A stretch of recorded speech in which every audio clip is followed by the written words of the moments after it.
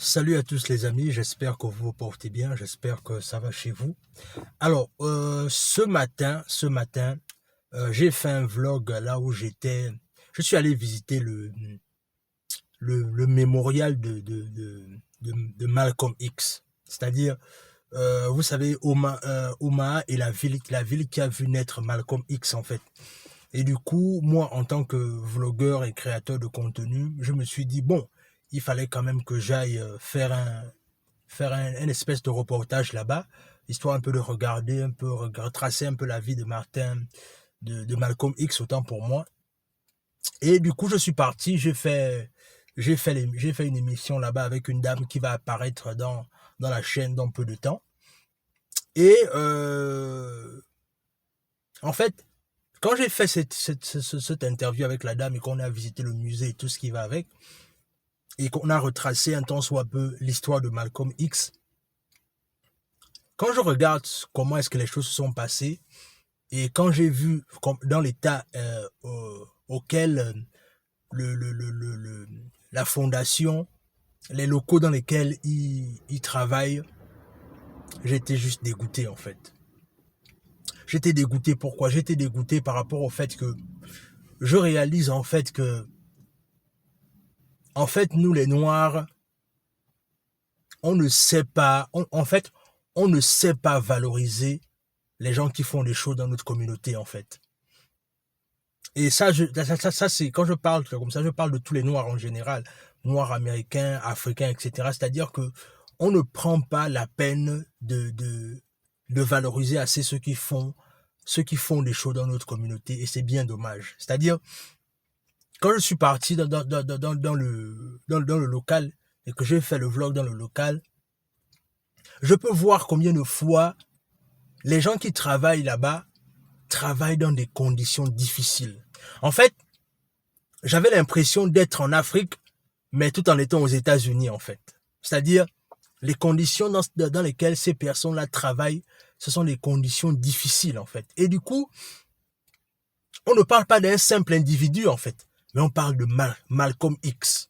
C'est-à-dire, quand j'ai vu le musée, comment le musée, c'est-à-dire est pratiquement vide en fait, c'est-à-dire que il y a un manque d'infrastructure, c'est-à-dire que la dame m'a fait le tour du bâtiment et la dame m'a présenté le projet qu'ils veulent mettre en place pour pouvoir financer la construction des nouveaux locaux et tout ce qui va avec. Et ça ne prend quoi? Ça ne prend que quelques millions en fait, quelques millions de dollars. Et quand je dis quelques millions de dollars, c'est parce que je fais allusion au fait que c'est pas les personnes qui riches, c'est pas les personnes riches qui manquent dans la communauté noire. Et même là, c'est-à-dire que il y a des stars qui sont à Hollywood, qui reviennent de Omaha. Par exemple, on va prendre un exemple simple. L'actrice noire américaine Gabrielle Union, elle est de Omaha. Et bien d'autres, il y a beaucoup beaucoup de basketteurs ici.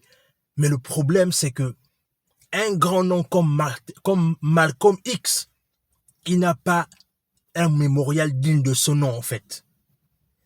Et du coup, en tant que noir, moi, ça m'a interpellé, en fait. Ça m'interpelle comment? Ça m'interpelle, en fait, dans le sens là où je réalise une chose évidente, c'est que nous, les noirs, il faut qu'on change. Il faut vraiment qu'on change. Et non seulement il faut qu'on change, mais il faut également qu'on se réveille. Parce que les gens arrivent à prendre soin de leurs héros, en fait. Mais qu'en est-il de nous, en fait? Au-delà du fait que il y a des personnes riches dans la communauté noire. Mais aujourd'hui, tout le monde est en train de parler du buzz de Malcolm X,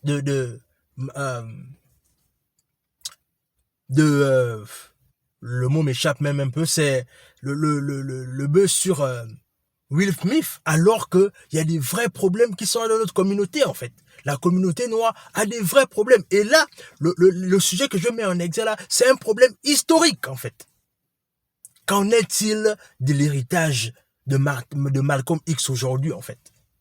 Et c'est là où, en fait, je réalise que, en ce qui concerne la culture noire américaine, il y a deux poids, deux mesures en ce qui concerne la manière dont Malcolm X est vu et la façon dont Martin Luther King est vu, en fait.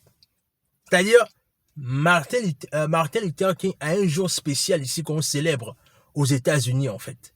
Et Malcolm X, si ce n'est que les activistes et des personnes dures qui essayent encore davantage de parler de son travail, mais j'ai comme l'impression, en fait, que même les Noirs même ne prennent pas assez conscience de ce qu'il a fait, en fait.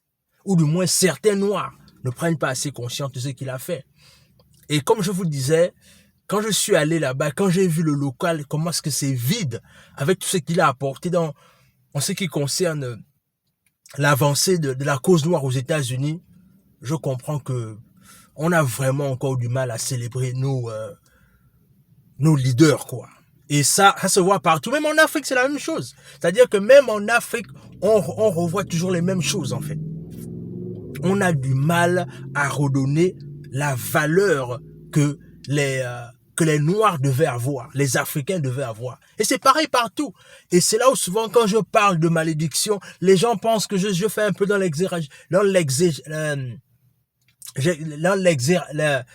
j'exagère, je sais plus comment dire ça en français. Moi, je parle plus le français. C'est-à-dire que on dit que j'exagère, mais non, le truc c'est que c'est la réalité. C'est-à-dire que il y a une espèce de malédiction qui a toujours tendance à poursuivre le noir, en fait.